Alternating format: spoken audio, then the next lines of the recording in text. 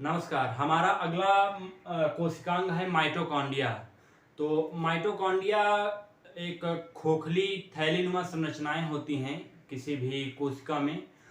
Mitochondria खोखली थैलीनुमा संरचनाएं होती हैं जो बहुत ही छोटी होती हैं। और माइटोकॉन्ड्रिया अगर उपस्थिति की बात की जाए तो सभी प्रकार की यूकैरियोटिक कोशिकाओं में उपस्थित होती हैं।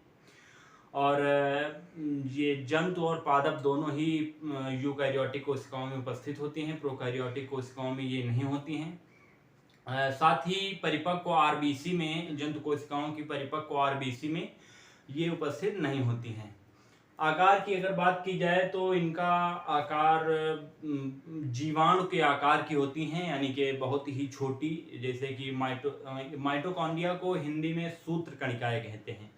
सूत्र का मतलब है बहुत ही पतली पतली, यानी कि धागे सदृश संरचनाएं, और कणिकाएं यानी कि कण, यानी कि पतली धागे के समान पतली भी हैं और छोटी कण के जैसे हैं। अगर हम एक देखें कैसे, तो ये जीवाणु के आकार की कुछ होती हैं।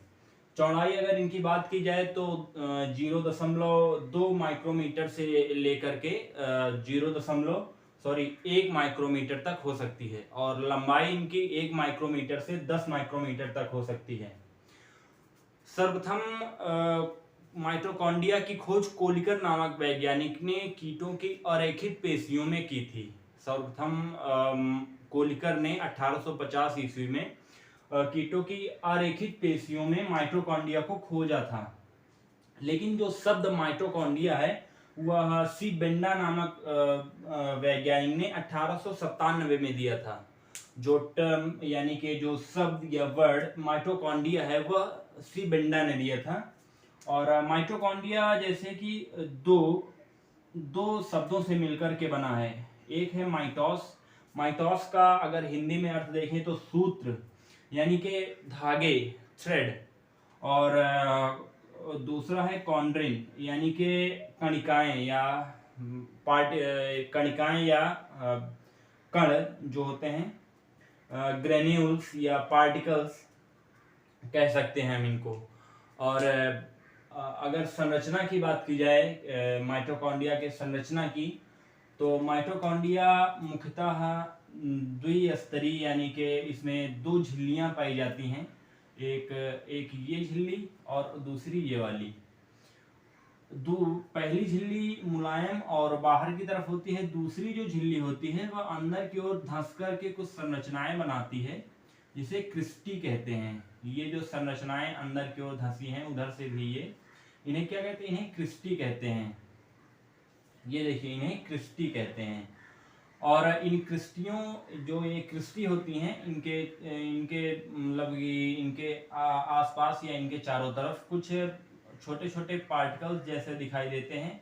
तो ये क्या होते हैं? ये एक तरह के एक पार्टिकल्स होते हैं जो इनका जो माइटोकॉन्ड्रिया का मेन कार्य होता है, यानी कि एटीपी बनाना, यानी कि एडीपी से, एडेनोसिन डाइफॉस्फेट से एडेनोसिन ट्राइफॉस्फेट का जो बनाने का इनका कार्य होता है, उसमें ये सहायक होते हैं। और इन छोटे छोटे पार्टिकल्स को F1 पार्टिकल्स, यानी कि F1 कण या ऑक्सीसोम्स कहते हैं। उसके बाद माइटोकॉन्ड्रिया में डीएनए भी पाया जाता है, और इनमें राइबोसोम भी पाए जाते हैं, वो भी 70S टाइप के। माइटोकॉन्ड्रिया में 70S टाइप के राइबोसोम्स भी पाए जाते हैं। तो एक तो ये क्रिस्टी हो गया, और दूसरा ये जो ये है, इसे मैट्रिक्स या तरल कहते हैं। और उसके बाद अगर एक F1 पार्टिकल जो होता है, अगर उसकी संरचना देखें तो एक F1 पार्टिकल सबसे, ये एक इसका सबसे मेन पार्टिकल होता है। एक F1 पार्टिकल के 3 भाग होते हैं। सबसे ऊपर वाला ये जो गोल वाला है, शीर्ष भाग इसको कहते हैं, और यही सबसे मेन होता है, और यही एडीपी से फास्फोरस जोड़ करके एटीपी बनाता है। बीच वाला व्रंत कहलाता है स्टैक,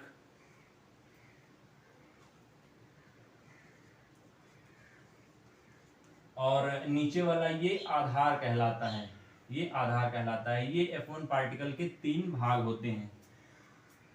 ये एक किसी भी माइटोकॉन्ड्रिया का जो कार्य होता है, वह यह होता है कि जो एडीपी होती है उसमें से ये ऐसे फास्फोरस जुड़ जाता है और एटीपी बन जाता है, एडेनोसिन ट्राइफॉस्फेट इसको कहते हैं। और यही एडेनोसिन ट्राइफॉस्फेट जो है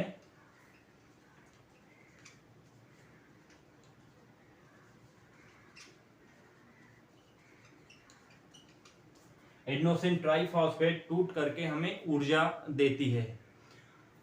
एक सामान्यतः एक किसी भी कोशिका में 50 से लेकर के 1000 तक माइटोकॉन्ड्रिया पाए जा सकते हैं। और जिन कोशिकाओं में ऊर्जा की खपत ज़्यादा होती है उनमें ज़्यादा माइटोकॉन्ड्रिया भी पाए जाते हैं। और इसीलिए माइटोकॉन्ड्रिया चूंकि एटीपी पार्टिकल्स बनाती है और एटीपी ही हमारे शरीर में ऊर्जा देने का कार्य करती हैं, इसलिए इसे कोशिका का पावर हाउस या ऊर्जा ग्रह भी कहते हैं। इसे कोशिका का ऊर्जा ग्रह या power house of the cell भी कहते हैं। इस वीडियो में फिलहाल इतना ही, और बाकी के कोशिकांग देखने के लिए आप डिस्क्रिप्शन में लिंक दी हुई है, आप वहां से देख सकते हैं या हमारे चैनल को विजिट कर सकते हैं। वीडियो देखने के लिए आपका बहुत बहुत धन्यवाद।